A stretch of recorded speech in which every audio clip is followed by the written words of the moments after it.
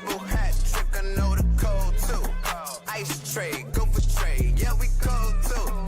Getting paper on these player haters, old news. Money on the other line, so I'm not gonna hold you. Money on the other line, so I'm not gonna hold you. Money on the other line, so I'm not gonna hold you. Money on the other line, so I'm not gonna hold you. Money on the other line, so I'm not gonna hold.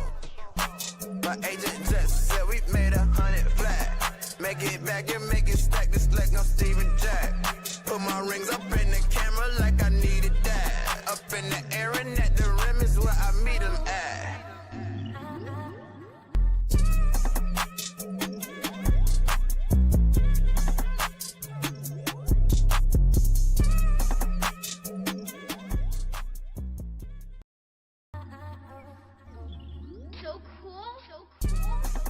Triple double hat trick, I know the code too. Ice trade, go for trade, yeah, we cold too. Getting paper on these player haters, old news. Money on the other line, so I'm not gonna hold you. Money on the other line, so I'm not gonna hold you. Money on the other line, so I'm not gonna hold you. Money on the other line, so I'm not gonna.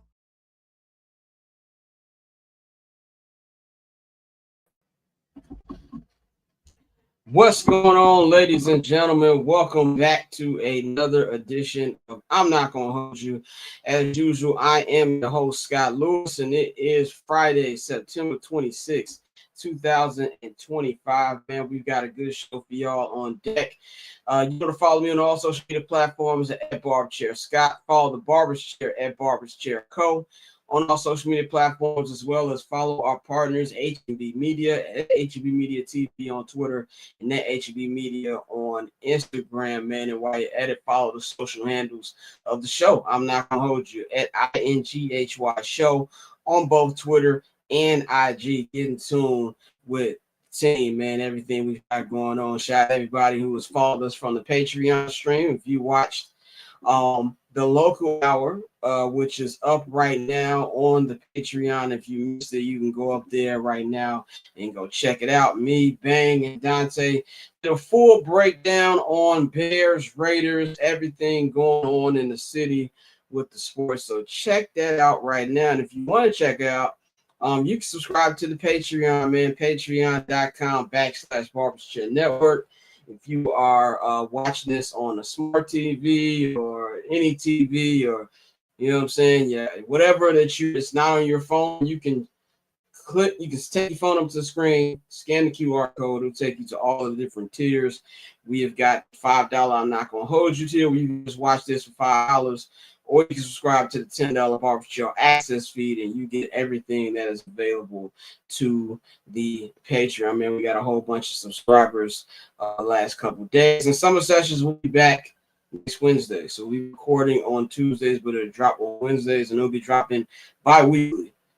So look out for that. I know y'all been wondering what's been going on with the pod. So, and also while you're at it, if you're not watching us on my YouTube channel, you can be subscribed to my YouTube channel. Same deal. Link is in the description box, or you can scan the QR code and it'll take you right to it, man. We got a nice list of stuff to go over today. So I'm going to bring in my crew, man, that I've got with me. Today we got a packed house on you. Dante in the house. Of course, you can follow Dante and that October's on Tay on all social media platforms. Y'all might want to tap in with him, because the High and Outside crew is definitely going to have y'all right. This is the last weekend of this very long Major League Baseball season, so I'm sure they got like some playoff stuff on deck for y'all, so tune in with that. We've got JR Bang in the house. You can follow Bang at JR Bang on all social media platforms. We got Courtney in the house. You can follow her at 1-800-CALL-BRO. And of course, we got the homie Tosin in the house, 1/3 of the Shirtless Plantain crew. You can check out a new episode of Tosin Talks right now. He's got a little 7-minute video up on YouTube right now. How's everybody doing? I'm gonna start ladies first. Courtney, how you feeling?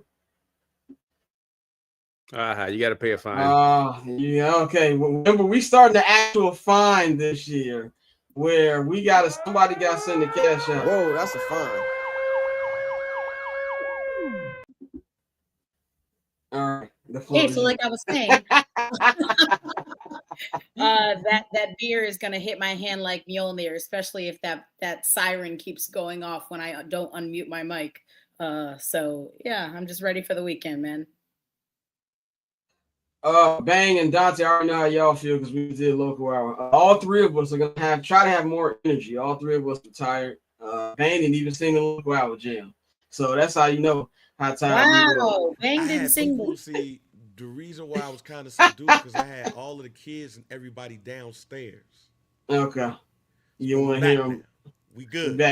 We back. Okay, yeah, we back. Tosin, man, how you feeling, bro? I have one question for you. You know, we had to start this off with this. Did you think 3 weeks into the season that we will be doing the Spider-Man meme with the Bears and the Ravens as far as the records? So how you feeling, my brother? Oh, you muted too. I got you, Courtney. Just trying to find a button. See, I was over here talking shit. I was over here talking shit to Courtney. No, I mean we started 1-2 last year, so you know it don't bother me none. We'll talk about it later, but I'm good. Otherwise, I gotta be up at 7 tomorrow because May United plays first thing in the morning. I was gonna say on a Saturday, brother. I mean that's normal. Soccer's we're sick. Yes. Yeah, correct. yeah. I go to bed at 10:30 on Friday nights now because I need to be up for soccer for a full day the next day. I've been brought into the sick world, and so I'm definitely gonna. I got my whole slate set up for tomorrow. We're gonna weave from soccer to college football, and we're gonna go back. And we got the whole schedule lined out for tomorrow. So that's how we're gonna be. And I don't have to go cover a Bears game this weekend. I will not be in Vegas this weekend because it's cheaper to get to London than it is to Vegas right now because of these flights. So I'll be watching as a fan this week. So that should be interesting to see how that's gonna go.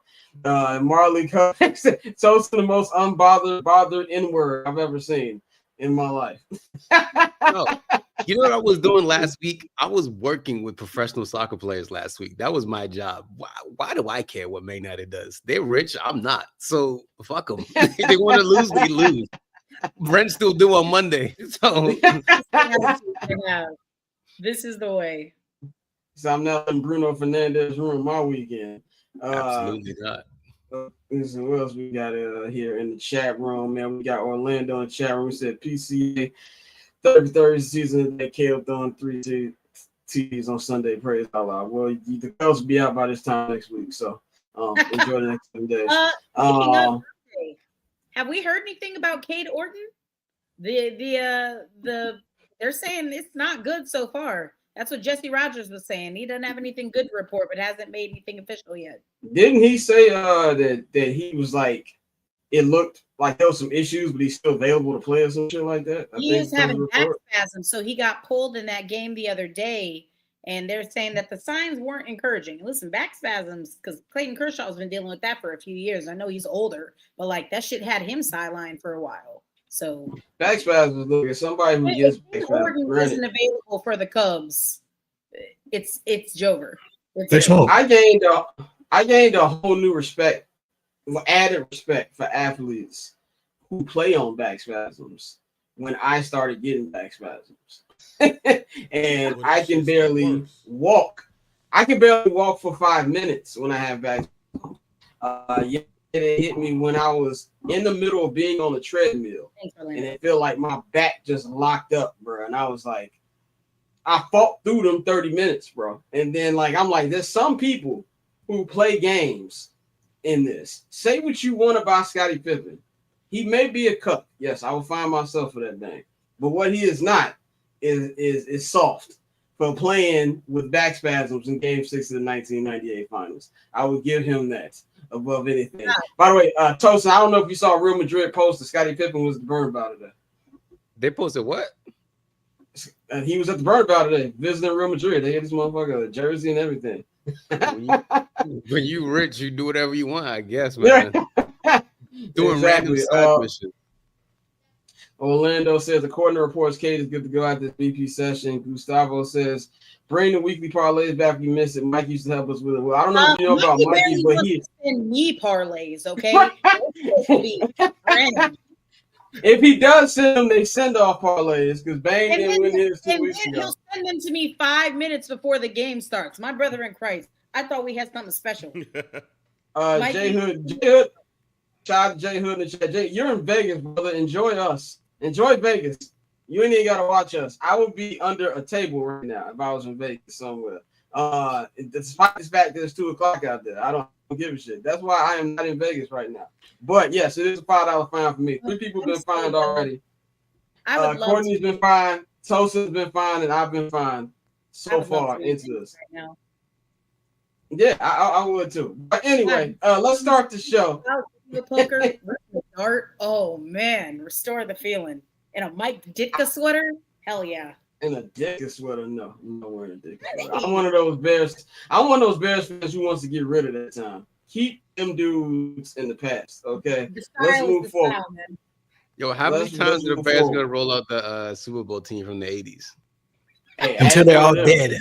Until they're all dead. That is the answer. A certain unnamed Chicago Bears 85 defensive tackle once told me in the elevator, I can't wait till these mother effers win again so they can stop rolling my old ass out. That's what he told me word for word in the elevator of the season opener 2 years ago. Remember the comeback game against the Niners, Bang? The one you was at, it was pouring raining outside. Yes. Yeah, so I'm not gonna put that legend's name out there who said it, but he was a starting defensive tackle on the 85 Bears. And he told me this in the elevator word for word. And I laughed my ass off. And I didn't want to tell him I agree because I didn't want to think I called him old. Even though he is old, he looked like he could probably still put me in the headlock. So I didn't say that. But let's move on to our first topic. I think I spent too much time on this. But after watching last night's Thursday night football game, I got to ask the question, is Marvin Harrison Jr. Huff? And he had a good ending to the game. But if I was Kyler Murray, I would be upset. Y'all got Twitter slandering me because I got 2 picks because of your ass. And out of the 2 years that he has been on this team, it ain't really been all this cracked up to be in these first 2 seasons for him. Now, we're going to give him a pass. I don't know what they're doing in Arizona. Y'all know how I feel about Man or Tosin. What did you call Kyler Murray? He's a Labubu. Well, when I saw that tweet, I was dying laughing, bro. That's exactly who he is, bro. He run like that bad toddler. Like, remember, I don't know. He run like them kids on Abbott Elementary. Like when they running from he runs Janine. like my 4-year-old son. Yeah. He runs like Liam. That's what Kyler Murray runs like, man. But so I feel like they don't know what they're doing over there. Let me be quiet. We ain't even gonna stop. Gary, go look at that boy record. How them boys was going into the early 90s. He's not overrated. But let's go. Yeah, he's not overrated. He's not that. He's definitely not overrated. I just want that time to go past. The 80s was the best time. Scott got to pay a fine. Yeah, he got to pay some. Yeah, pay his internet bill. What's going on? Jerry Reinsdorf took his internet off. I want to say, for the record, I don't think Marvin Harrison Jr. is Huff. I think there are a variety of factors that maybe are exacerbating the lack of confidence that he clearly has. That's why bro was about to cry when he scored a touchdown last night. I mean, I was gonna say, I think the big thing is Javon Bullitt fucked his life up when in college when he hit him, Georgia and Ohio State. He was never the same player after that. Once he got hit, he's like, I want none of this ever in my life. I'm good. So, yeah. Yeah, I feel like he doesn't really have any confidence. Like that touchdown last night probably was just like a huge sigh of relief for him to remember that, oh, hey, I can still do this at a high level. But yeah, the circumstances aren't great. Jonathan Gannon, their head coach, is talking about how, defenses are scheming him out. Well, brother, that's your job to figure out how to scheme him open. Is it not? I don't know what happened. I was gonna say if we could put Scott next to the frozen Scott next to the new Scott because it's just hilarious looking. Scott, you gotta pay your internet bill, my good brother. Hey, my internet bill is working. My internet working. That's why I got the TV, I got the YouTube on the background. That shit ain't stopped. So I don't know. I think that's a StreamYard problem. So I don't know. Either way, I'm back. Yeah. let's move on to the Ravens because I didn't get cut off. This is all Tosin. This is all Tosin. Yeah, we got to bring Tosin to. So Tosin, you guys are 1-2 now. For our team, it's not shocking for the Bears to be 1-2 3 weeks in. This is pretty much what we've just been born into. So no, my Wi-Fi is not bad. Pay too much money for this Wi-Fi to be bad. It's not bad. It's very fast. But I don't know. I think it's StreamYard, not the Wi-Fi. Because usually my Wi-Fi fucks up, the YouTube stops right away. But I said the YouTube like I'm an idiot. Anyway, moving on to Tosin. We talk about the Ravens, man. First off, how do you guys feel about Roquan Smith right now? I think vindication is something that I really like because I've been saying, not to say I say he's washed, but I definitely didn't feel like I wanted to pay him the amount of money that he wanted to be paid.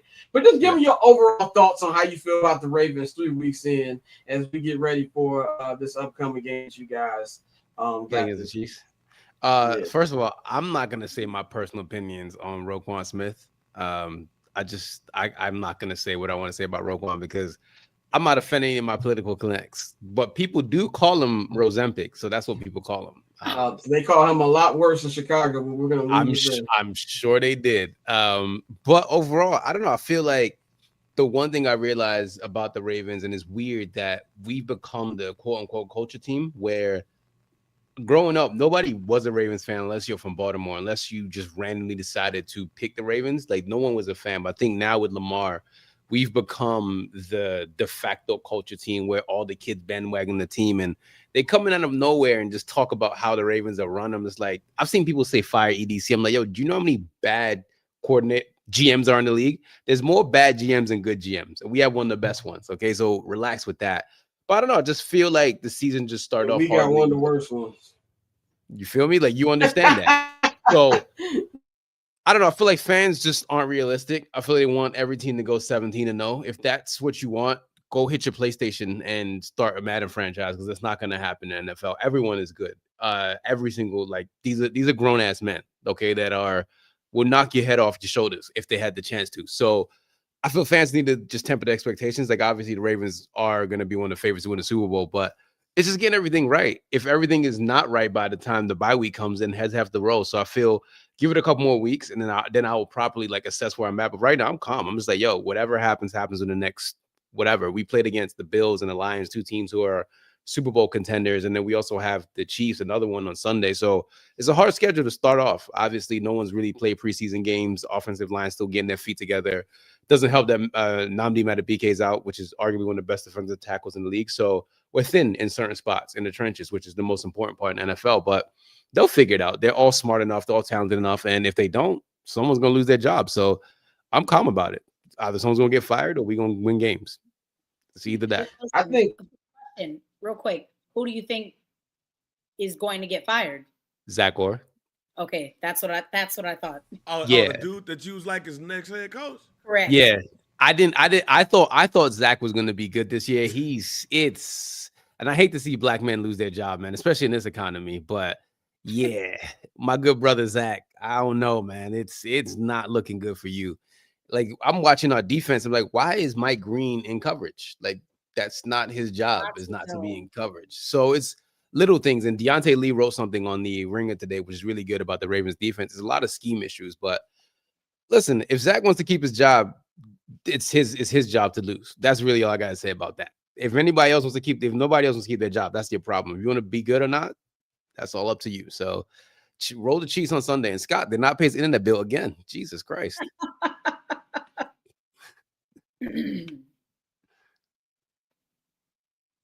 Can't hear you, Bang. That's not a fine. Oh, there ain't no fine. That's not no fine. He ain't here. He ain't No here. fine. I got kids. I got a 6-year-old who walking around with drawers on. I'm trying to make sure he ain't exposed, so then the feed go off. No. I picked the Ravens to go to the Super Bowl, and I'm gonna stand by that pick. Same. I think that just like last year, start off a little bit slow. I think that we will see them roll into form. I think this game coming up against the Chiefs is really perfect for them. I think it's even more perfect for the reason of you have two teams that are not used to being in this situation. So you're going to see who's the more desperate team. And if I were to pick a team to be more desperate, it is the Baltimore Ravens. So I would not be shocked, especially even though, Xavier Worthy, he's supposed to be coming back this game, reportedly, allegedly, from what I just saw on the screen. I would not be shocked if this defensively, it is a get right game for the Baltimore Ravens, especially when you look at they built this team to stop Patrick Mahomes in this type of situation. So I'm not too worried. They're still going through their little small preseason. I still want to see if we might get Christian Wilkins. I know that man is first team all Freaky Frog, but we need a defensive tackle really, really bad. So, nobody picked him up? Nah, nobody's picked him up. He had an injury, and then on top of that, he has real allegations on top of that. He got real life allegations. He's a first team real Freaky Frog. Because we seen what he did at Clemson. I'm just like, yo, you're a wild boy, but. Hey, listen, if he's still right, I'll say pick him up personally because I don't know. Nandi has a neck issue, and neck issues in the NFL not something you play with, not in the slightest. So, Courtney, how do you feel about it or what you've seen with the Ravens?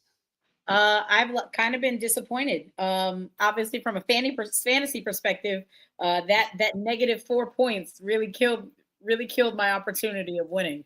But no, I've just been a little disappointed. Again, like you said, I feel like I've been seeing a lot of guys kind of playing out of position. What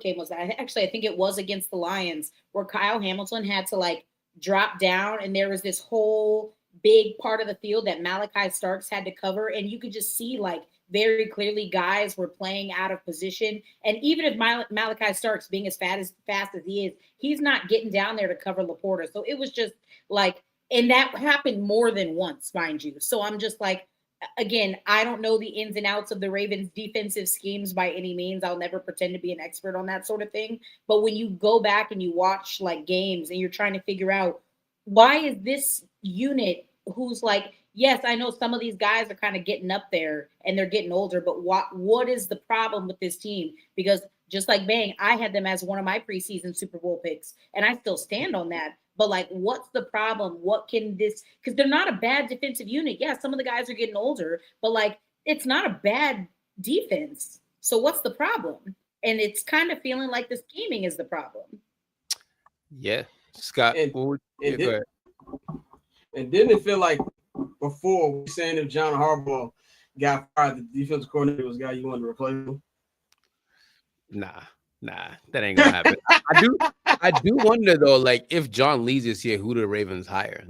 That's what I've been trying to rack my brain trying to figure out because I could not call it anymore. Well, what do you think about Derrick Henry's fumbles? Because I kind of feel like that's been hand in hand with also the defense collapsing. It's he fumbles at the absolute worst time possible. I mean, everything that can go wrong can go. It's like Murphy's Law, right? That's literally what it is. And someone was saying it might be the sleeves that he's wearing, the 2 compression sleeves. I was like, I don't know, man. He's been wearing them most of his career. So I don't know. It's just whatever can go wrong is going wrong. All the worst things. But the good thing is Lamar hasn't thrown an interception yet. So there's that. We're going to preview this game in the actual pick predictions part, but this game is very interesting because you got two teams that have been so good these last couple of years. Obviously, the Chiefs been winning championships, and they're both looking at 1-3 in the face. And there's only been one team to still win the Super Bowl after going 1-3, and that is the 2001 Patriots. I'm dealing with a lot with over here right now. First of all, I'm gonna keep telling y'all it's not my fucking internet. I just did a fucking speed test. It is this fucking StreamYard is fucking up for whatever reason today. My internet is fine. And then my damn dog, which I had to leave, wouldn't shut the fuck up for like 5. I'm sorry, another fine for me. But that's just how today's going. For 5 minutes, had to literally grab him and bring him outside. So hopefully we can get back on track. And then the training. Not about how we start, not how we finish. We just got to recover. Yeah, that's why you got my camera looking like it's an earthquake outside. Anyway, man, the unfortunate thing that happened out this game for the Bears side is the Lions are still here. I thought that they had fell off. I thought that, this is where comeback reality comes. No, they played a great game. Sacked the Ravens 7 times, got Lamar 7 times. Jared Goff still looks good. Amon-Ra St. Brown looked good. Demo looked great. Even to the point you had Bears fans wondering, we gave up Demo too early. Stop it. But there was one break that he had. I think every Bears fan in the world knew he was going to get caught before the touchdown. Demo was good. He was good time with the Bears. It was just time to move on. And everything was clicking. I even saw a joke. Somebody said, oh, they must have Xeroxed Ben Johnson and Aaron Glenn's play calls before they actually left the building. But the Lions look good. They're now 2-1 with the Packers. After the Packers had their embarrassing loss to the Browns on Sunday. Bang, I know your favorite phrase is nobody cares about the Detroit Lions. Are the Lions back at it right now to where they are and they kind of got getting back on track? Yeah, I mean, I wasn't going to – I mean, they're going to dip. Like, they're not going to have the seasons like they had these last 2 years, but I do still believe that they – I mean, now with the trade with Micah Parsons coming to the Packers, they're still the class or tied with being the class of the NFC North. You know, I just don't think they're going to win like 14, 15 games. I think they're going to win like 11 or 12. But I disagree with you with the Demo thing. It was not time for him to go. We could still be using him right now. He should be thought of in the same way as Matt Forte and Neil Anderson. Man, hell no. We put way too much on Demo. No, Demo is good. He is a 2-man back. As a fullback, no, man. No, man. There's a lot of things to get mad at Ryan Poles. That ain't one of them. Because he's consistently doing it right now. He's one of the main cogs of the reason why that offense is going. You need a running back like that on your team, and we can't say nothing like that when we sitting up here trying to hope that Kyle Monangai can be decent going up against the Raiders. But Demo been gone for like 2 years though. Before Kyle Monangai was even. Scott, I don't agree with that one. That's the point. You don't have to agree with it. All right, you don't have to agree with it. I disagree with you as well. The Bears could use him right now, and right now the Detroit Lions and what they have going on with him and Jamar Gibbs is the reason why I said what I said in the local hour about the Bears and what they need to do.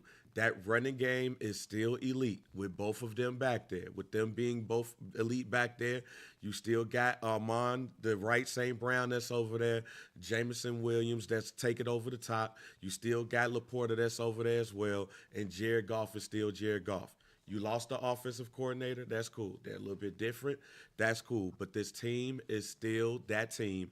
And if anything, this puts more of an emphasis on why Dan Campbell is a leader of men style of coach, because he's letting his coaches coach. You even hear them talk about it on their podcast and how the differences of both of their coaching styles, but they still get it done. Those players are not going to let that team fall off, or at least right now. And they're still a class in the NFC North. All right, we're going to start our week 4 preview now. I mean, we're going to run through these games, give a little insight on how we think this is going to roll out. Last night, obviously, the Seahawks won. I know there was a lot of conversation about, oh, man, but I will say that Sam Darnold does look like he's fixed, even without Kevin O'Connell. I will say that he does look like coming from where he was at, where he said he was seeing ghosts and things like that. Even though I don't think he's, anything to run home with, I definitely think he's a solid quarterback now. And if you want to get fixed, I really feel that Kevin O'Connell needs to start making like Everest commercials for fixing quarterbacks, because we've seen it too much now. Like, this is something that really, really Carson Wentz has been looking good with him under there. Like, yeah, J.J. McCarthy looked good for a half. It's not of a, let's say, a Sean McVay. If there's anybody, everybody always brings up Baker going to Tampa. I think we forget the little hot month he spent in Los Angeles. To me, that's where the spark turned on for Baker, and it really moved on. So you really kind of see the work that Sean McVay put him in there. I think it's kind of the same thing with Kevin O'Connell. Big throws yesterday from Sam Darnold, and you also saw JSN really ball out. You really saw just how bad of an offensive coordinator Shane Waldron is. Shane Waldron made people think that JSN wasn't good, or the room wasn't good at all. Now he's going to be doing the same thing to my mans out there in Jacksonville. So let's just run through these games. We're going to give our picks, a little bit of insight on the game as well. Hopefully StreamYard doesn't tap out on me again. That would be really annoying the hell out of me and make this Friday even more irritating. But we're gonna roll through this, man. We got Vikings at Steelers for the first game we got on here. The Steelers had a nice win last week, backing up on that terrible loss they had at the crib. Vikings Steelers. This is gonna be interesting. Still no JJ McCarthy. He will be out again. Of course, we know he's out for I think just like the next month or something like that. So we'll be Carson Wentz going up against them again. Since this one is in Pittsburgh, I think they got a better chance. Huh? Isn't it in Dublin? Oh, it is. That's right. It's in fucking Ireland. It's I forgot technically a about that. home game for the Steelers. Yeah, home. Whoever bought the most tickets will be the home game. But in Dublin, one of the 10 international games that the NFL has this year, I'm gonna go Vikings. I think that the Steelers have shown that they can be a good team, but they still do have a little trick off on them. And I just think and it's gonna sound black because I do like Mike Tomlin. I think they're a better coach team right now, the Vikings, than the Steelers are. So I'm gonna go with the Vikings in this one. We're gonna go Courtney, Tosin, Dante, Bang in order. Yeah, I'm not sold on the Steelers defense. They have not really shown me capable of really doing much of anything, but I don't think it's going to be a very high scoring game. I'm going to go 2017 Vikings. So y'all know I hate the Steelers professionally, personally, and all of that. So I'm not gonna have any. So the Vikings gonna whoop their ass or win, whichever one. But Vikings gonna win. Oh, my bad. Go ahead. Dante. Oh no, go ahead, man. You already talked about. It's cool. Yeah, I got the Steelers in this game. I think that everything that happened last week is because of who they was going up against. I got the Steelers in this game, though. I got Minnesota. I think Kevin O'Connell, I think it's top 3 to top 5 coach in the league right now. And Carson Wentz was never bad. He was inconsistent and he got hurt. So, I mean, giving him a quarterback like that, he's always going to be able to succeed. So, I got Vikings. Aaron Rodgers, he can still throw the football, but he's making some of those throws where it's like, he's earful. Damien said Dante's hat looks like top 5 most game affiliated shit I've ever seen in my life. simple White Sox hat. But no, I think the Vikings are going to not Long Beach, it ain't.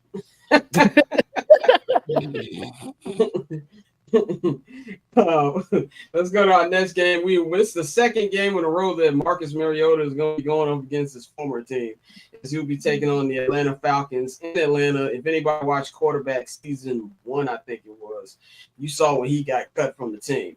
So he had a real good game against the Raiders last week. I do not think that's going to happen this week. I think it's going to be a good game, a competitive game. Falcons got absolutely outclassed in North Carolina last week by the Panthers. I do expect a bounce back game from Michael Penix outside of last week. I thought he's been great this season so far. They're at home. There's no Jaden Daniels. That Commanders defense is old and slow. I'm going to go with the Falcons to win this one. I think it'll be competitive, though, but I do think I got the Falcons by like a touchdown. Yeah, I saw something that like teams that get blown out by 21 or more points win their next game like almost 75 to 80% of the time. I don't think the Falcons are going to allow themselves to get outclassed and outmanned again. Give me the Falcons by a touchdown.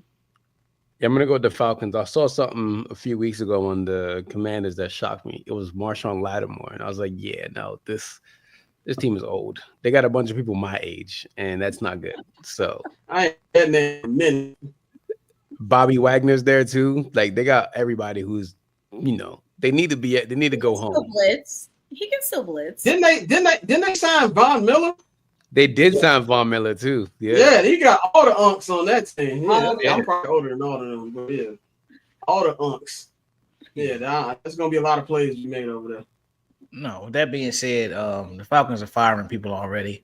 I'm going with the Commanders. I think Raheem seat is it's getting a lot hotter than people think, simply because, they have the talent on this team. You made the bold move to go with Michael Penix, and then you've pretty much handcuffed him. Like, if you watch that offense, Mike can make any throw, but at the same time, it seems like they run the same 3 plays out of pistol all game. And so, like, they fired they fired the passing game coach. They promoted somebody up from it, but it's like once you start doing stuff like that, bro, you really grasping that straw. So I hate to say it, but I do think the Falcons are going to lose. I think Mariota comes in and he does have a good game, and now you're gonna have even more questions down here with Raheem and everybody in Atlanta. Yeah, they fired Ike Hilliard as the wide receivers coach. T.J. Yates, former quarterback in the NFL, he's taking on more of a responsibility. No Jaden Daniels, no Terry McLaurin. I still got the Commanders winning this game. Dan Quinn is going back to his former spot. And he gonna handle business down there. I got the Commanders in a close one. Side note, I don't know if you guys saw, Young Thug is on the pivot this week, and he is giving us meme gold once again. He said, I feel like I'm not a man if my girl has to get a therapist. Keep giving us meme gold, okay? Keep going out there and messing up these interviews for meme purposes. I'm tired of the pivot. I know we done taking shots at people in the industry, but I'm sick of that show. It can end. It can end. RCB up there. Let's sit up. Let me tell you. We have football here. The pivot energy. We have football here. Energy drink? Tell us, brother. When the last time you cried? Yo, you know what's the wild last time you cried, brother? The wild thing about interview is what's the dude with a beard and no mustache with locks? What's his name again? Talking about Channing Crowder? Yeah, Channing Crowder. He got a beard with no mustache. That's just crazy as hell. But they were asking Young Thug why does he have 6 kids with 4 women, and he's like, yeah, that baby bat is expensive. I was like, yo, my nigga, what are you talking about? Like, what why? He has no PR. There's no way he has PR. No, and I was like, yo, but you know what? Look, shouts to the pivot and the pivot energy drink. And all I know is RC got every type of clothing on the man with pivot on it. That man listen, got pivot button-ups, T-shirts. It'd be on the neck. It'd be like right here. Bang. I'm going to say something real crazy that I was thinking about when I saw on one of his suits. I was like, he dresses like he just got his emancipation papers, and I'm so happy for him, man. He looked like he got free, and I'm so happy for him. He looked great. Shout out to RC. That was on my spirit. I'm sorry. I'm so sorry. Them suits are clean as hell, but I'm like, yo, you got it.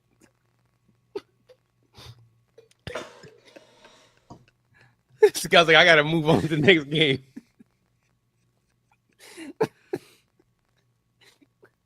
That's a fine. That's a fine. That's a fine. It's a fine.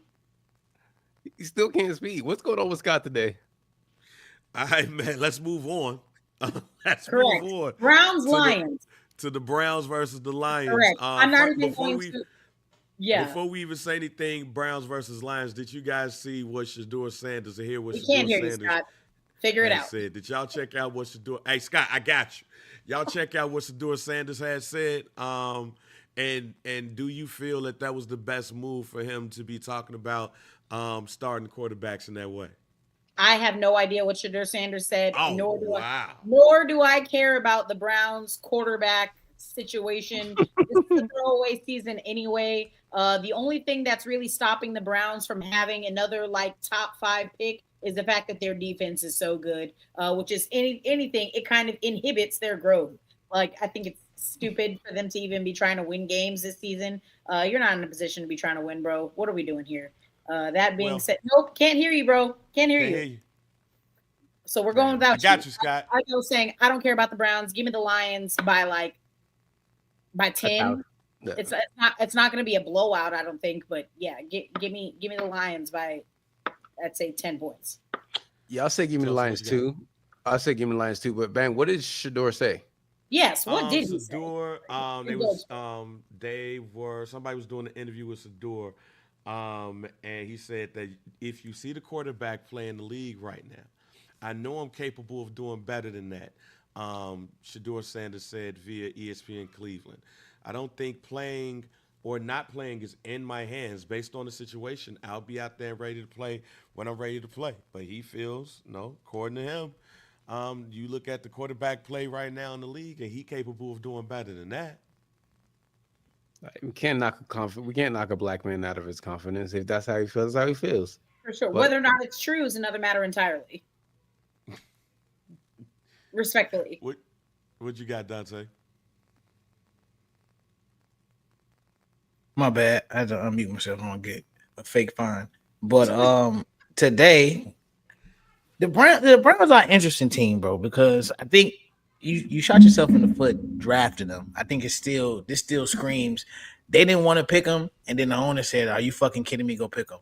So they set themselves up for failure with this one. So it's gonna be a lot of bad PR around it. No matter what he says, no matter how he tries to be a good teammate and all of that. With that being said, I think the Lions are going to win this game, but I think it's going to be a lot closer than people think, simply because that defense is that good. Jared Goff, he plays very well against man coverage, not so well against zone. The Browns are going to mix it up, and they have the pass rush to make him rush his process, and that's going to be a problem. So I do think the Lions win this game, but they're going to win by I'd probably say 3 or a touchdown max. I do have the Lions winning big in this game simply because I don't think they have I don't think that the Browns have the offense to keep up. And while that defense is major, it's still too many weapons on that offensive side for them to keep the Lions down. Sky, who you got? First of all, I just want to say this is the worst show we've ever done. It's all because I'm gonna tell you what happened. I kept moving this fucking mic stand. I'm cussing. I'm just gonna get fined today. It is what it is. It's whatever. We're good. Let's just recover.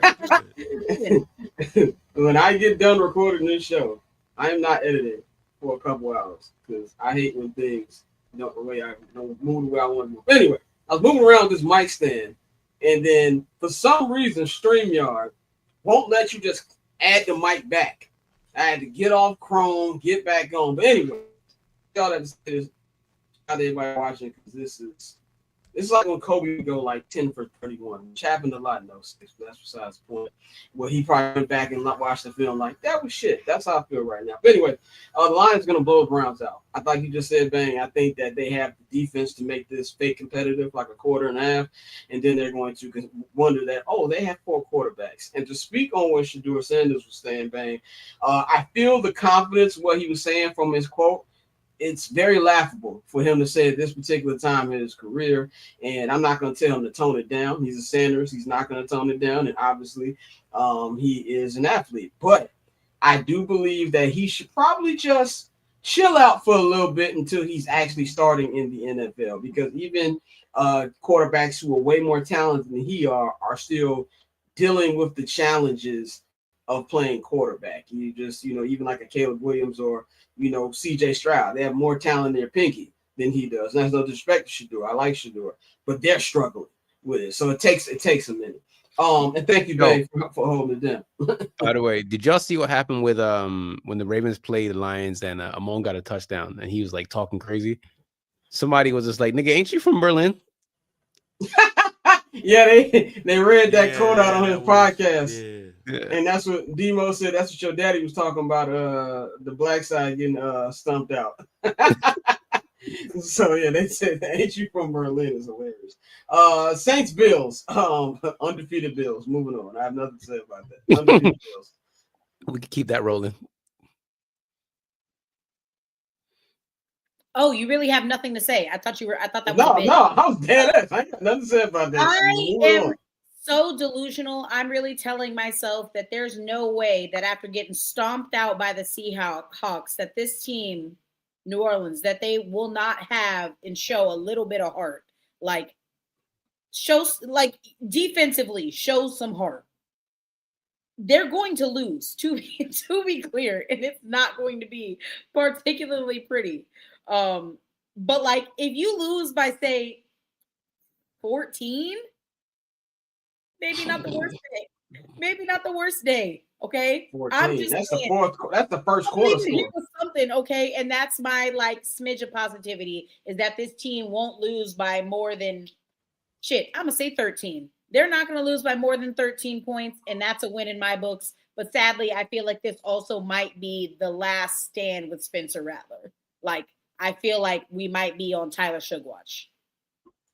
Tosin, you should watch. Like I feel like we're there. Tosin, you were right. Courtney has been in Texas too long. Did you hear the accent almost came out like she's been there for 30 years? Mhm. So I don't want to think. Oh well, shit. I don't be hearing it all the time. Came out today. Yeah. Not everybody needs to know that I'm from Alabama. I'll let you know. I didn't tell them. You just fucking told them. I didn't tell them. You was like, yeah, I'm from Alabama. Go ahead, Tosin. You're gonna see Mitch Trubisky in the third quarter. That's my prediction for this game. Hey, you go ahead. I ain't got nothing else to say. Maserati Mitch.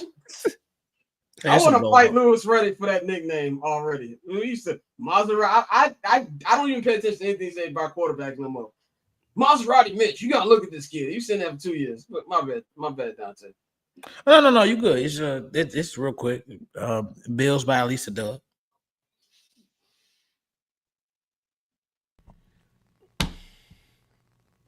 Why are we picking the game? I know it's any given Sunday, but Not this Sunday. is Not like- this Sunday. Not this Sunday.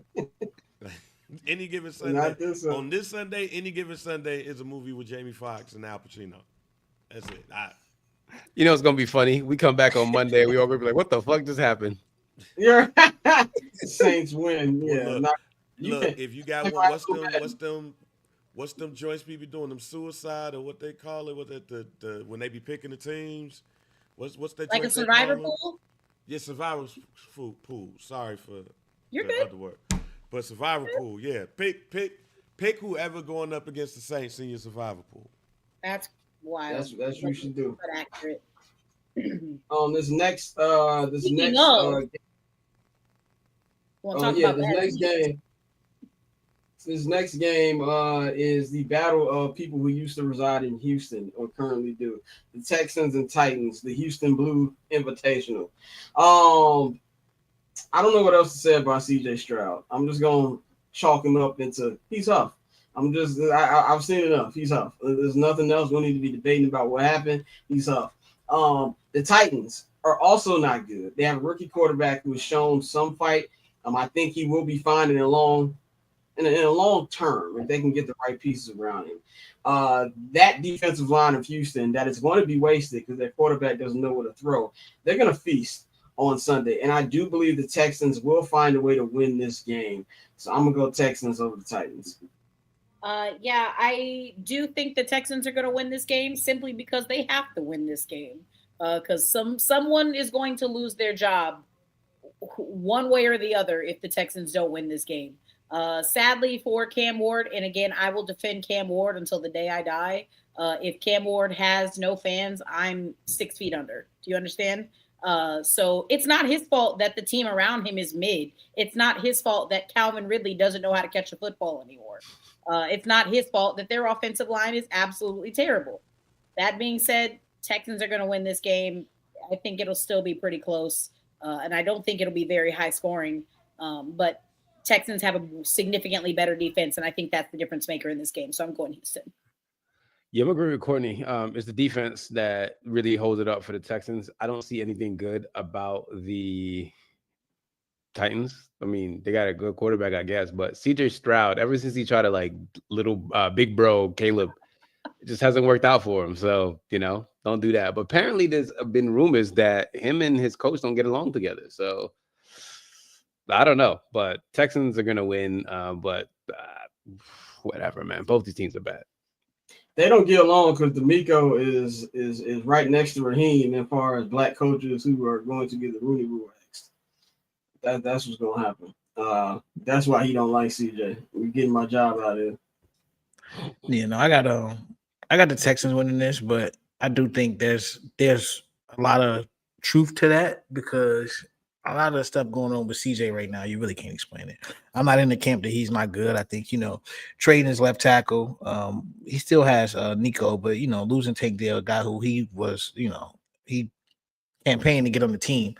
I think that's affected him. So I think it's just dealing with some new things, new offensive coordinator, shit like that. But I think overall, this team, this is the week for them to get right. It may not be pretty, but I do think they win this game. I'm going to go Texans by 10. Hey man, I think CJ Stroud trying to find himself again. I think that's part of the issue. Dead serious. I said since the beginning of the season that the aura is not there.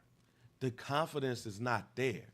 I don't think it. I mean, is there things going on behind the scenes with the coaching staff, with his head coach? Probably. Bobby Slowick was his offensive coordinator before, his first offensive coordinator, and that didn't work out, and he gets let go, and then they elevate somebody to be the offensive coordinator, and it don't seem to work out. But I don't see it in his eye. Like, if you look at C.J. Stroud right now, he does not seem confident, or something else is off. He's talked about, re-engaging his love for his God and religion and everything. And while I have nothing against that, when I hear that, that means, man, I'm trying to get right. And Courtney, remember y'all, Courtney yelled at me sometime last year when I mentioned something about a golfer, right? And what did I say? That swag ain't there because he's not able to do what he wants to do. It's something going on with C.J. Stroud. That's a similar situation. Don't know what it is. You know who it was? It was Amber Rose.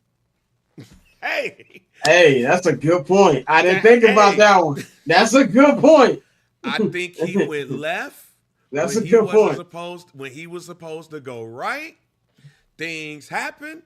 He trying to find himself. And in the midst of him trying to find himself, he forgot to play quarterback well. A God-fearing man Texans went down that dark zone. This game. I am just like I picked the Carolina Panthers to beat the Falcons, just like I almost won with the Giants beating the Cowboys. I have been on a little bit of an underdog streak, and it's going to continue. I am picking the Tennessee Titans to win the game because they're undergoing some changes on their own. Brian Callahan is not calling plays no more. He's relinquished that. I think that's going to be helpful for the Tennessee Titans. They pull it out in the upset. Tosin, CJ gonna start. Great point, Courtney, because I forgot that he lost his way a little bit. Tosin, CJ gonna start tweeting out Bible verses like Jerry and Timber before every game. Boy, CJ don't need the Bible. You know what CJ needs? He needs the Quran. He needs to go learn Islam. Go become a nation. Go become a member of the nation. Jay Electronica dropped some new music. Go listen to that. Get yourself right. You put too much dip on this shit, man. Yeah, and yeah, man. You don't want to do that, man. I definitely that's a good point, man. And Courtney, I did not even think about that. I've been saying this even before the season, fam. His aura is off. And maybe it did start with him trying to know big bro Caleb Williams. Because that's not in his mindset. That's not in his nature. He probably started doing things that was outside. He get caught taking Amber Rose to the car. He probably I will say, on a very serious, like, back to sports pivot, though, Mina Kimes said something a few days ago that is, like, so spot on. And it's just because you change your offensive line, it doesn't necessarily mean that that's good. Like, people automatically assume, oh, change offensive line, that means good. She's like, that doesn't always happen. And she feels like that's the case with Caleb and the Texans right now. Yeah, Caleb I think that's part of it. I think that's part of it. But, man, I've never seen a man swag fall so far from the quarterback position. Like, when we saw him his rookie season, he was confident. He was on that podcast talking his stuff. We saw him out there and everything, and the last 2 years have been mid, and it's gotten worse. And when we go into this one, I think it's something else, and I think Buddy trying to find himself. I think it's more than that. Ain't nobody gonna come out in the news and say that, but he does not feel like the same quarterback he was his rookie season. And this is why Jaden Daniels' mom is always around protecting him. Bingo. Well, this next game is actually quietly, in my opinion, going to be. Let's give Courtney a round of applause for taking us down a train that was definitely about to go off track. Because I had something else.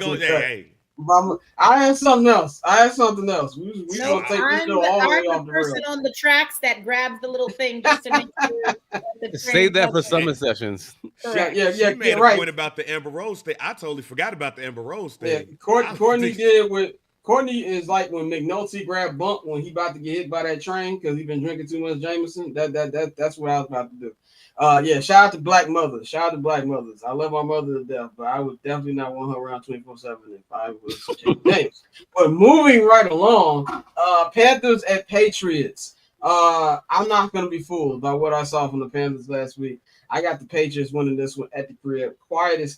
I really like what I've seen from Drake May. Of course, he's had some ups and downs, but overall, I've been pleased. I got the Patriots winning this game. Christian Gonzalez is still questionable, but I will say if he does play on Sunday, that is like my must-watch matchup. Ted McMillan versus Christian Gonzalez. I can't wait to watch. I still think the Patriots are going to win this game, but I can't wait to watch that matchup to watch for sure. Yeah, I got the Patriots winning this one. This is another Labubu quarterback in the Panthers quarterback. Another tiny man. Xavier Legette cannot catch a ball to save his life. It's all bad over there. At least Tet is doing something, but that offense looks like it struggles to get up the field. And yeah, the Patriots, they're going to be at home, right? The Patriots are at home for this one? Yeah, Patriots are at home. Yeah, they'll be all right. They'll be fine. They'll figure it out. He said Drake May is Jay Cutler who actually gives a shit. Give Jake, and we're gonna put too much respect on Jay's name. Let him make an NFC Championship game first. Let's put some respect on Jay's name. And way too much short king slander on this episode of the show. Tosin's doing that job because he's like 6'3". So don't let him talk about y'all. Talk about us. go ahead, Dante. No, I'm going with the Patriots. I think the Atlanta Falcons have a heavy hand in keeping Bryce Young employed. So they're not going to play them every Sunday. I think this is going to go into a game where they continue to struggle. Like you said, Ted has been doing a lot, but the rest of those receivers leave a lot to be desired. And even with Ted, he makes a lot of spectacular catches, but then will drop a pass right in his hand. So that team still has a lot of growth to go through. I'm gonna go Patriots by a touchdown. I'm picking the Panthers on this one too. I think that while we look at Drake May or Jay Cutler, who actually cares, but that running game is not playing in the way that I thought they were going to play, and I think that continues, which puts a bit more pressure on Drake May. I got the Panthers winning this in a close one. That would be funny. The next one is the Eli Manning Bowl. The Chargers and the Giants in New York or in Jersey. The Jaxson Dart era begins. Russell Wilson has been officially benched. Jaxson Dart will be the starter. The Chargers are continuing to roll right now. They're trying to go to 4-0. Jaxson Dart's about to get his welcome to the NFL moment. This is a really good Charger defense. They're hitting on all cylinders. Malik Neighbors is very close to asking out by trade deadline. I don't think that's going to help right now. I think the Chargers are going to win this game, and I think they're going to win it pretty easily. I'm going with the Chargers in this one. Jay Herbo is going to put on a show. Yeah, I have the Chargers winning this game, and it goes back to something that I've constantly said, especially about the Giants in particular, is that we're relying too much on a rookie quarterback to save everybody's job and to save a season. And I just think that's an incredibly unfair burden to put on Jaxson Dart. That being said, I know you can't trot Russell Wilson out there when he's throwing balls well past the end zone on fourth down. I get it. Okay. Start Jameis. Like, I don't know. I just think it's unfair. You know, you're not doing anything if you're the Giants. So like, who are we doing this for? Like, let the kids sit and observe some veterans some more. I just think, especially against this team, it's a really unfair welcome to the NFL moment. I really feel for the kid. Godspeed. Chargers are going to win. Yeah, I got I just want to say, Angel says, who we starting, Falcons or Bears defensive fans? First of all, it's a rough pick. Never pick the Bears right now until they prove it to you. So I would start the Falcons defense. Go ahead, Tosin. I was gonna say that this is Jaxson Dart's, first start in NFL against the Chargers. Defense is really good. The offense is clicking and it's looking rough. So Giants, one, you better pray to all the Latter-day Saints because that Mormon man needs help. Second of all, send Dexter Lawrence to Baltimore. How about that? Let's do that. So he said, give him an out. Dante, who you got? Man, and this one, Chargers. I think I will say this. I don't like a lot of the shit that people been saying about Russell Wilson. I think it was corny as fuck that Richard Sherman got on TV yesterday and talked about what he'd be without the LOB, as if you would have been anything without Russell Wilson. Like, let's keep it a bean. When you left Seattle, your career wasn't anything. So I think that's crazy that they try to slander that man that much. But I think I'm fine with Dabo starting Jaxson Dart because he understands that his job is now going to be on the line. Like, it's one of those moments where he needs a spark. And even if Jameis can keep the boat afloat, it's not the same. It's not the same as if you can get there with Jaxson Dart and show them that, hey, we have a young guy that we can build around, and I'm going to be the one to coach him up. So I see why they made that move, but it ain't going to start this week because I think, like you said, Herbo is really on a mission to prove that he is a top 5 quarterback in this league, and he's been doing that so far this season. I think the Chargers continue to roll, and they get the dub. My heart wants to pick the Giants, but sometimes I'm heartless. And on this day, I am. Giants going to get their ass beat. I think this is one of those games where if Harbaugh has something against Ole Miss for some reason, from a collegiate standpoint, yeah, he going to put it out there in this one. I don't think this game going to be close. I think Jaxson Dart might look decent enough to be like we got something, but I could also see this being similar to that Justin Fields game because that defense that the Chargers got ain't for the weak. So, yeah, I got 2 pick sixes in this game. Yeah, I could definitely see that. We are going to speed pick these next 5 games because we are behind the clock to nobody's fault but mine. Okay, today is purely my fault, so we're behind the 8 ball. So we're gonna speed through these next couple games. Eagles Bucks. This to me is a low key game of the week that nobody's talking about enough. You got the Eagles who have been killing it. Almost lost last week, found a way to win. The Bucks been playing really good, but the Bake Show been walking dudes down these last couple weeks. This is in Tampa. I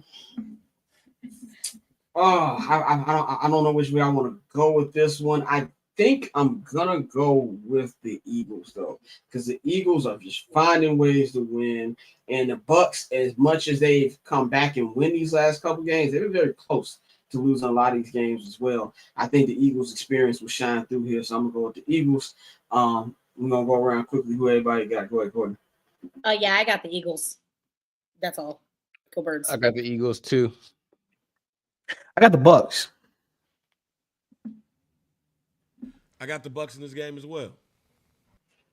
Okay, let's go on to this next one. Colts Rams. This one in Los Angeles as well. The Colts are looking to move to 4-0. I think the Colts' little amazing run to start to the season will get a little roll bump here. I'm going with the Rams in this one. Yeah, I feel like the undefeated streak is coming to an end this week. Rams should have won last week. Give me the Rams. I got the Rams too.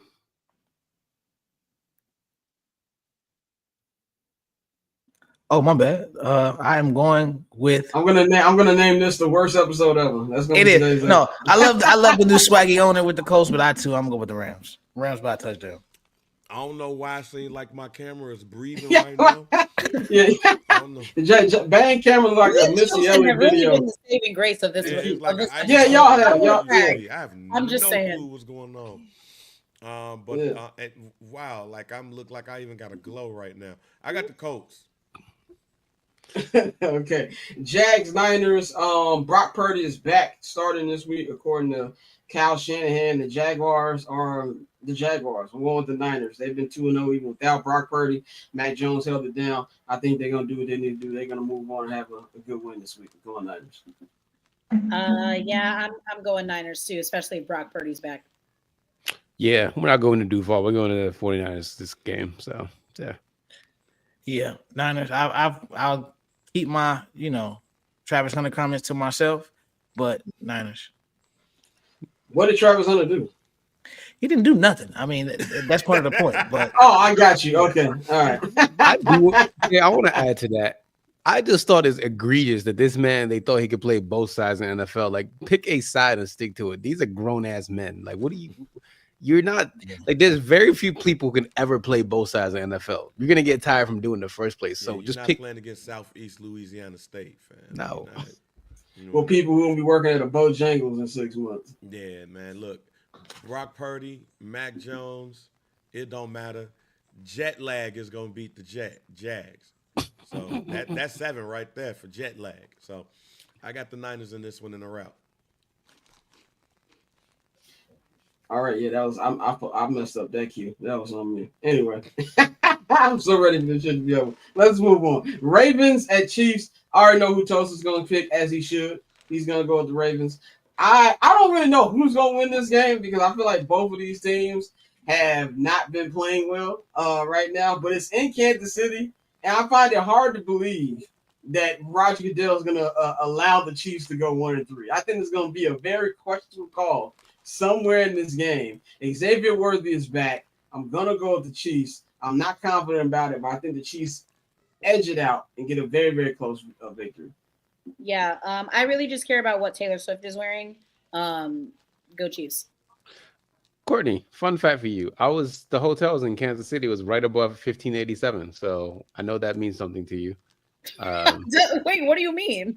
Oh, that's the restaurant that Travis Kelce owns, and apparently everyone was so excited. I didn't know that. But wait, isn't that? Oh, that's their numbers. Yeah. Mahomes and Kelce. Yeah. Said Chiefs lose, Mahomes has never stepped foot in another blank barber shop. I'm gonna surprise everybody. I got the Chiefs winning. The referee is Clay Martin, and since 2020, with Martin as a ref, the Chiefs are 6-0 and the Ravens are 0-3. So there you go. Tosin, I've been a Bears fan long enough to know reverse psychology. You can fool them. You cannot fool me. I'm going Ravens. I think Lamar Jackson, once again, he's kind of in that mode where like we know he's gonna perform. It's just a matter of how can the Ravens screw him over? Like he's been getting jagged by his own team lately. So I think this is one of those games where I think Lamar's gonna put up a lot of points. I know that Chiefs defense, they still can, cause problems, but for a guy like Lamar, I think it's gonna be a good game, and I think Ravens by 10. Yeah, Tosin, you ain't fooling me. I'm picking the Ravens here. As Man, I said earlier. Man, your camera looked like the beginning of the James Bond movies where you couldn't see that dude, yeah. and then like. But when I start talking, it stops. So I'm just gonna go ahead and say that the most desperate team is gonna win, and you can't tell me there's no desperation from Lamar, that defense, Derrick Henry, who been out here fumbling and stuff. This is a must-win game for both teams, but I feel like that the Ravens feel like it's the most win out of all of them. Give me the Ravens. Lamar got to stop coming to games with his hair unbraided, by the way. Braid your hair every game. He said, "Put the braids." They had him. They photoshopped Lamar on Orlando from The Wire. That's why he got to stop doing that. Final game because Monday Night Football. We'll preview both Monday Night Football games on Monday morning. Angel says he can barely hear Unc. That's hilarious. I can't barely hear. Anyway, Packers Cowboys. I would love to see the Packers lose this game in Micah's homecoming, but I have a little thing called intelligence, and that is not going to happen. The Packers are going to win this game. I don't even think it's going to be that close, to be completely honest, because I saw what we did to their defense, and I know that they're going to do better than we are. Jerry Jones is very funny for those Michael Parsons comments. He was not wrong, but he was very funny about the Michael Parsons comments. But I do think Michael's going to have 2 sacks on Sunday night. I'm going to go Packers win this one. Yeah, I'm going Packers. And also, I think the comments from Jerry Jones about Micah, it's just giving like bitter ex-girlfriend who's like upset that you moved on. And not only did you move on, but like you moved on to someone better and hotter and like in a better position in their life. It's just like kind of embarrassing. Give me the Packers, and I don't think it's going to be particularly close. The Packers are the girlfriend who slept with their brother. But, I don't know about that, but I'm just saying, like the Packers are the hotter girlfriend. It was a Green Bay joke, Courtney. Okay. They don't have They don't have VHS tape Lamb, so that's even worse for the Cowboys. So yeah, the Packers going to beat them anyway, with CD or without CD. So whatever, Packers win. Yeah, Packers buys. Honestly, probably 2 touchdowns. That's gonna be embarrassing. Packers in a rout. Yeah. Micah Parsons, Yeah, it's record-setting gonna be game. ass whooping. He's gonna do something that's gonna be unbelievable. He's gonna do something that's highlight worthy, and he gonna look at whatever box Jerry at. And he still got his box.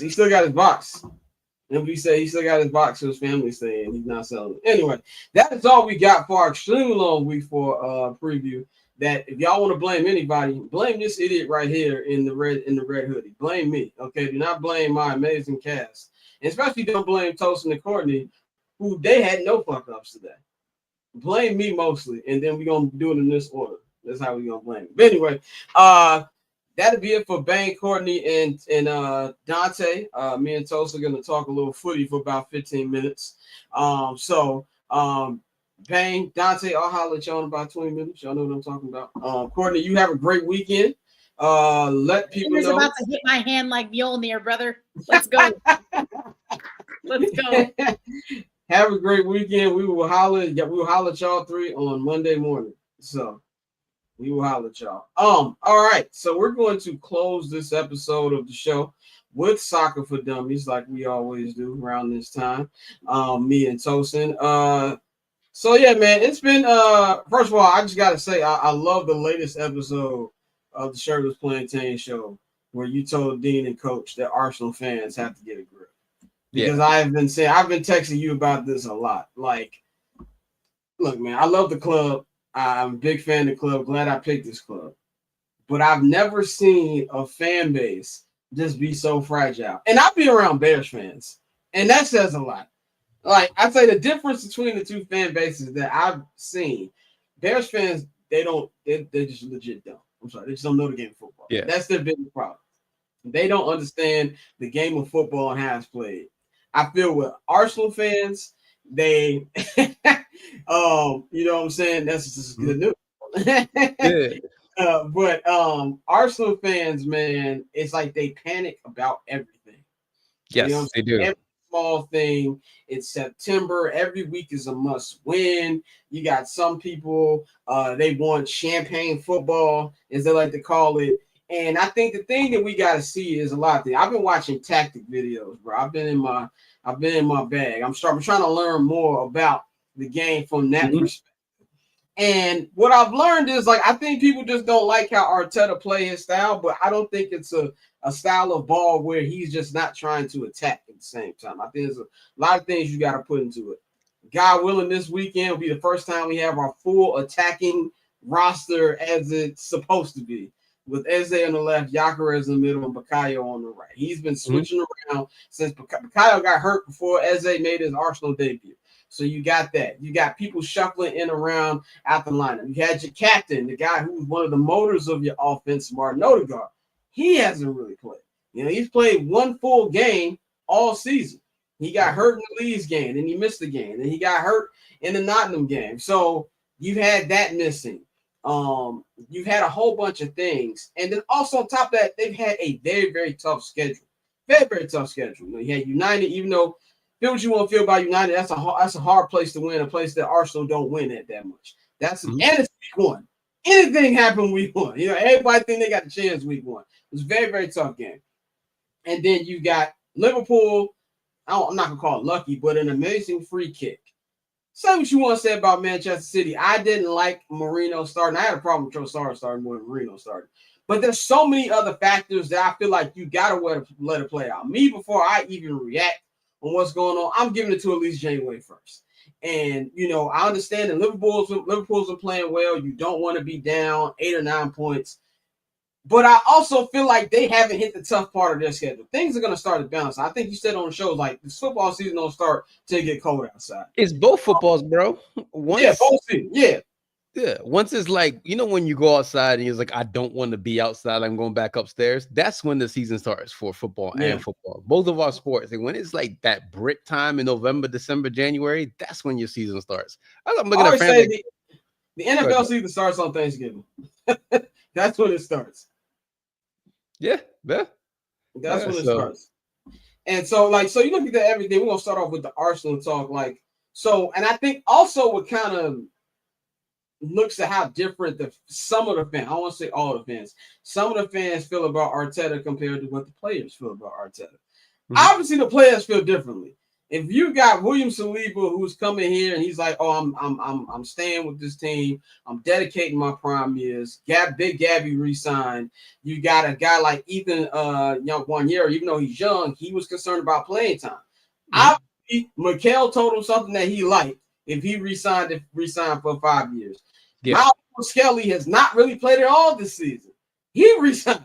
So obviously, and then you have Eze. People were talking about, oh, he yelled something to Eze about standing on left. How dare a coach yell instruction at a player, number one. And number two, you got Eze, I think it was when Sky Sports interview said, that he loves playing for Mikel Arteta. And every day he learns something new. He's being tested in the way that he hasn't been tested. From your opinion, man, why do you think that there's so much, I guess, like angst amongst the fan base? I get it's been 21 years since you won the Premier League. The team has never won a Champions League in their life. They haven't won any type of silverware in 5 years. I understand that's that pressure.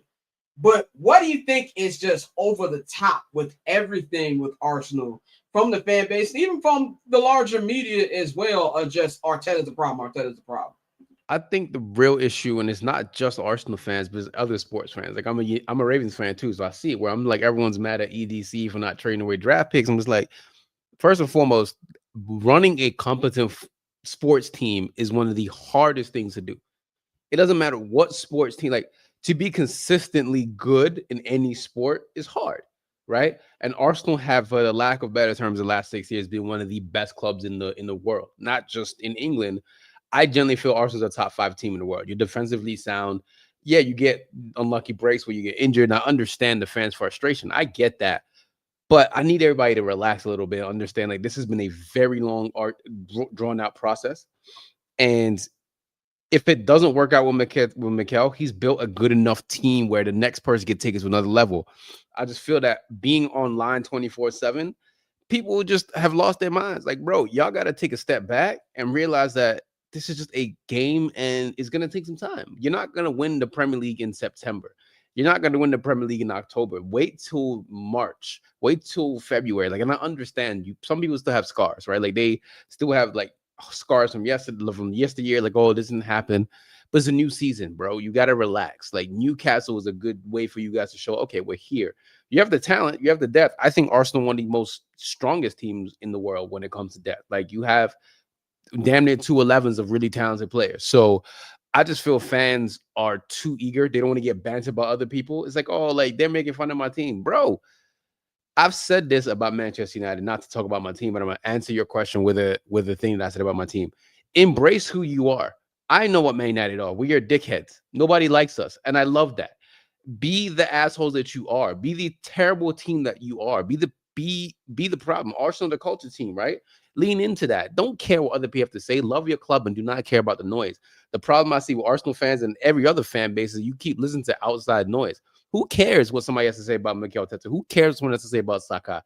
Who cares what has to say about Eze or Gyökeres or anything? These are just jokes. Everyone's going to get them. Love your team, and that's really it. And I just hate to curse again on air, but don't be a bitch. This is gender neutral. Like, don't be a bitch. Like, don't do that. Like, you're much better than that. So to answer your question, Arsenal fans just need to grow up. That's really it. Like, you are one of the best teams in the world. You will end up winning a trophy soon. Trust me, it will come. And when you're defensively solid like the way you are, no one can beat you. It's just now how do you get your attackers to gel well, and it'll happen. You know, these are just things that happens over the course of a season.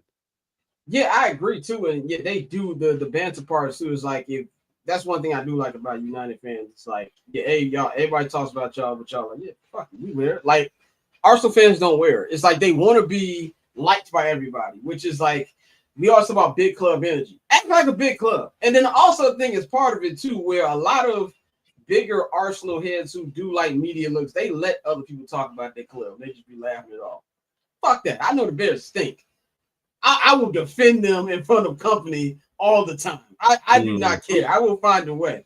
So, but to move on, you talk about the Newcastle game this week. I saw a lot of people obviously nervous about it. This will be my first time watching them play them at St. James Park. I understand it's a hard place to play and things like that, but I've watched every Newcastle match this year. They can't score. And they can't score, obviously, even against defenses that are inferior to Arsenal. And this, if Martin Odegaard is ready to go on Sunday, it looks like he will be. You're going to get your starting 11 like it should be for the first time this year. I think it's a great opportunity. You're going to know what's on the line before you kick the ball off because Poole plays Crystal Palace tomorrow at Selhurst Park. I personally think Liverpool's going to lose. That's my hot take. Honestly, they've been pulling them out every week. I think they're going to at least lose some points tomorrow. But I think if you can, my overall thing for them, if you can at least get to January 7th, when Liverpool gets to Emirates within 6 points, I think you got a shot. For sure. And then because then you'll win, you cut it down to 3. I'm with you. I do think the trophy's going to come. I think they're going to get at least 1 this year, maybe 2. And I do think they got to take each one. But I think William Saliba signing is a great thing. Sounds like Bukayo Saka is going to be coming next. And now you've got your core. So even if Mikel isn't somebody who can get it done, looks like Josh Kroenke's got even more power now. He got rid of Tim Lewis. Looks like that they spent a lot of money. They're going to be spending more money. So if Arteta can't get it done, trust me, there will be a line of people who will love to coach this talent in their primes and locked under contracts. I think that's one thing that Arsenal has got us put in. And I have a hot take for who Arsenal should replace Mikel with if in the future, if that's where you want to go. I've told you this privately and I say it publicly. I think Cesc Fabregas should be Arsenal's next coach. But that's, neither here nor there. But I still like Mikel Arteta. I don't think he should be leaving anytime. So I think he's got both of his feet up on the couch. Like he's coaching. Yeah. I think that if he even gets one trophy, even if it's a trophy as small as the Carabao Cup, I just think he can't go trophyless with all the money that the team spent this year. But moving on, let's talk about the Premier League leaders, Liverpool. They are finding a way to win each week, 15 points out of 15. Won their Carabao Cup matchup this week against Southampton, but something very funny happened in that game. Hugo Ekitike, who you put me on months ago, and he was number 2 on my list right after Gyökeres. I don't like the fit there, not just because I don't like Liverpool, but we all knew that the Isak thing was eventually going to happen. I feel like he should have went somewhere where you knew that your playing time was not going to be taken away. He went out there, scored the game-winning goal, but game-sealing goal, took his shirt off and, put it up in the air like Messi did, and he got the red card, got kicked out. Whole big thing. And now there's drama, people saying, he's frustrated about the playing time. Are we making too much of a big deal out of this situation? And what do you think about, obviously, I won't say long-term future because he's under contract. He's not going anywhere. But what do you think this is going to – you think he's going to have a hard time dealing with the fact that either he's going to be sharing it with Isak, he maybe plays a little bit of left wing, or that he's just going to be coming into games that Isak's not playing? What I tell you like 10 minutes ago, 5-10 minutes ago, I told you that fans overreacting their 2 online. That's really it. Like, bro, it's September 26, 2025. My good brothers and sisters, the season ends in May, June, okay? Relax. Calm down, okay? That's all I got to say. They'll figure it out. They're all far too talented. They don't have egos. Ekitike is not somebody who I see has an ego. He's somebody who understands, you got to share minutes. You got to share time. And plus, you got to understand, look, players are dropping like flies, man. There's injuries all over the place. So Liverpool have 2 really good strikers, one who could play on the left. They could play together. They could play off each other. There's different variations of formation they can play. So they'll be fine. They'll figure it out. These are rich nigga problems to have. Excuse my French. That's what Liverpool has. Right? And they just lost one of their center backs for a year with the ACL. We saw Barcelona just lost Rafinha after losing. This happens. Yeah, no, they lost Gavi. They lost Gavi for until March. Yeah. So, and you're right about that. The season's so long. I thought about the other day, when the season ends, we'll be a week away from the NBA Finals. We also the NBA season don't begin until a month. My brother, by the time the season ends, we're getting right into the World Cup. Yeah. It's a long time from now. It's a long time from now. We're gonna wrap it up with these 2 topics, man. One last Premier League topic. Chelsea. Obviously, you guys beat them in a hilarious game on Sunday. They came into this with a lot of momentum, a lot of people talking about them coming off the Club World Cup, whatever y'all personally feel about the Club World Cup. I think it's a sham of a tournament or whatever you want to feel. Won a conference, trophy, and then came in and won a Club World Cup. They've dealt with a lot of injuries. They dealt with Liam DeLapp. He's going to be out for a while. Cole Palmer's been in and out of the lineup. He's going to be out again now with that groin injury. And they have just not started off the way a lot of people thought they were going to start off, especially with the softer side of their schedule. What have you seen from Chelsea these first 6 weeks, not just league games, but cup games? And what do you think they go from here? Man, look, I said this last year. I'm not really a big fan of Enzo Maresca and his talents. I think that, like most Chelsea managers, he'll end up getting fired eventually. And I think his time is going to be coming up soon. I do think Chelsea is a talented team, but I also think Chelsea don't have any center backs. And when you can't defend, it happens. I don't also think Enzo Fernandez is that good. I also think that they don't have their balance right in midfield. They also don't have certain things going for them. But with the injuries Chelsea has now with Cole Palmer, which is their best player by a country mile, they also have their striker injured as well, Liam Delap. So Chelsea has a little bit of issues here and there. But again, I want to be professional when I say this. Good. So that's all I got to say is good. Brighton will probably end up beating them tomorrow. Brighton looked spry against Tottenham last week. They just couldn't defend properly. Carlos Baleba has not been playing well at all.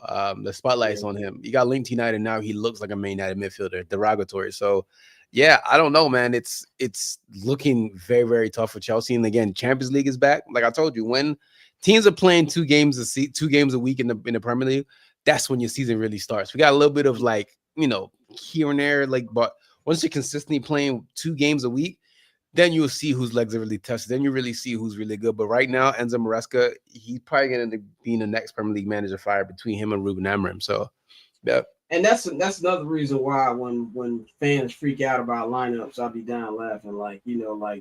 Arsenal play the Carabao Cup game Wednesday, play Sunday. 48 hours later, you got a Champions League game on. So you got to figure out how you're going to put these rotations together, man. Final topic, we're going to talk Kylian Mbappe. First of all, shout out to Osman Dembele for winning the Ballon d'Or award. He has a great story. If you don't know about his story, just look it up, bro. They didn't post it. It's hella shit on YouTube for you to watch. But great story of him coming from all these different clubs he came to. Amazing year last year, winning the Champions League, just being dominant in every phase of the game. It feels like a lot of heat is on Kylian Mbappe right now because of what his former teammate has been doing. His former, obviously they on the French national team together. In just a year, he's had everybody wondering when's Kylian going to get his. Starting off very hot. 9 goals already in all competitions. Real Madrid has been killing it. Say what you want to say about the way they play. Xavi Alonso has really had those guys ready, and they're currently leading La Liga. And he has been the main reason. You actually kind of see, I want to say it being passed because, Vinny's still young, but Vinny was kind of face of that franchise, that club for a while. And now it's undoubtedly Kylian. And there's even rumors about Vinny leaving or something. Whether it happens or not, we'll see. I'm pretty sure he's going to have a very big price tag around him. Probably going to set records if he does go to another team. What have you seen from Kylian Mbappe is how to start? And I know you were one of the people during the summer saying, y'all are talking way too crazy about this kid. I mean, look, Kylian and Erling Haaland are so much more than everybody else at this sport right now. I think the best 3 players in the world is Kylian, Haaland, and Pedri. I think those 3 are just so above everybody else. It's not even fair. I think nobody midfield-wise is better than Pedri. But I think what Kylian and Haaland are doing right now is remind everybody, listen, don't ever forget that we are the big dogs in this shit, okay? We are the alpha dogs. Me and Kylian are, that's what Haaland and them is saying. They're like, listen, we're the 2 best in the world, okay? We're really, really good at what we do, and don't ever forget who and what we are. So that's number 1. Number 2, people forget what Kylian did individually last year. I know Madrid didn't win any titles, whatever. He broke the record for the most goals in the debut season in Real Madrid history. He had almost 45 goals last year, quietly. This man is close to almost 100 goals for Real Madrid. He's 53 now, 54. By the time this time next year, we're going to be saying, oh, he's maybe 10 goals away from 100 goals. And we keep forgetting that Kylian is like that. And I think one of the things that Kylian has done very well this season He's adapted his game to play centrally. I think what Killian used to do in the past was cut in from the left, move in, but like now he's in the center. He'll go to the left or he'll stay in the center. So he's now adapted well in Spain, growing his hair out.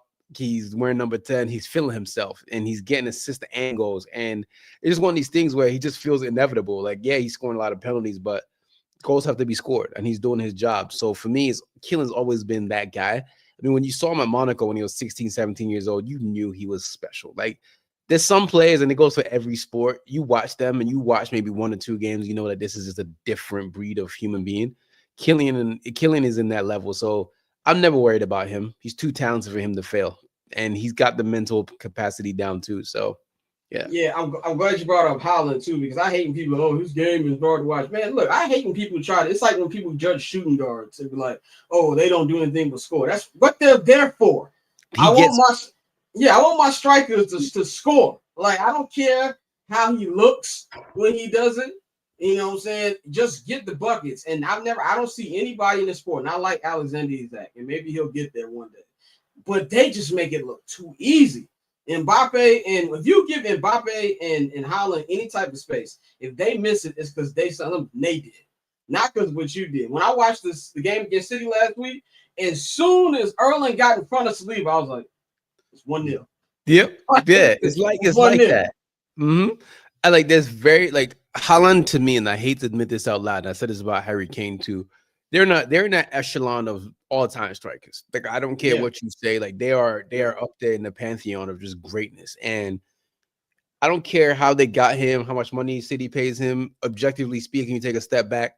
Erling Haaland is an absolute freak of nature. You shouldn't be scoring this many goals this young in your career and just be that efficient week in and week out. So they're both great. I love Killian. I love Haaland. I think as I've gotten older too, I've gotten to be a little bit more like less, hating other teams. I can just enjoy the sport from like a 360 view and understand like, yo, these are some special talent. So yeah, Erling and Killian are the best.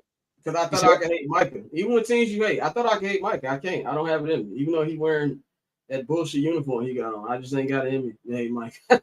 I'll hate Chelsea. Trust me on that. Like, I'll go out there like, boy. It's funny. Outside of Spurs, Chelsea is my number 1 hate watch. Number one hate watch.